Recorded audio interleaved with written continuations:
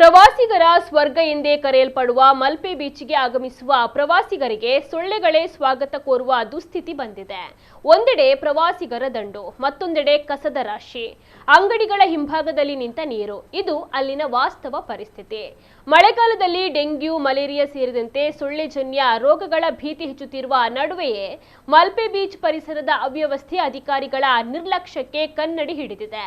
ಅಂಗಡಿಗಳ ಹಿಂಭಾಗದಲ್ಲಿ ಬಿದ್ದಿರುವ ಪ್ಲಾಸ್ಟಿಕ್ ಬಕೆಟ್ಗಳು, ಬಾಟಲಿಗಳು, ತ್ಯಾಜ್ಯ ವಸ್ತುಗಳು, ನಗರಸಭೆಯ ಕಸದ ತೊಟ್ಟಿಗಳಲ್ಲೂ ಕೂಡ ಕಸದ ರಾಶಿ ತುಂಬಿಕೊಂಡಿದೆ. ಸಮರ್ಪಕವಾಗಿ ಕಸ ವಿಲೇವಾರಿ ಆಗುತ್ತಿಲ್ಲ ಎಂಬ ಆರೋಪ ಕೇಳಿ ಬಂದಿದೆ.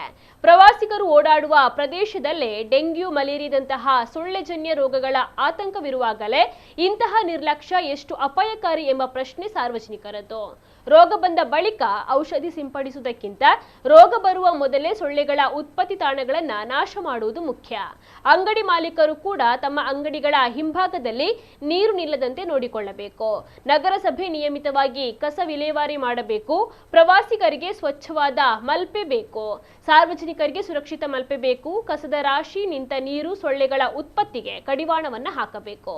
ಜಿಲ್ಲಾಡಳಿತ ಮತ್ತು ನಗರಸಭೆ ಇನ್ನಾದರೂ ಎಚ್ಚೆತ್ತುಕೊಂಡು ಶಾಶ್ವತ ಪರಿಹಾರಕ್ಕೆ ಕ್ರಮವನ್ನ ಕೈಗೊಳ್ಳಬೇಕು ಅಂತ ಸಾರ್ವಜನಿಕರು ಆಗ್ರಹಿಸಿದ್ದಾರೆ.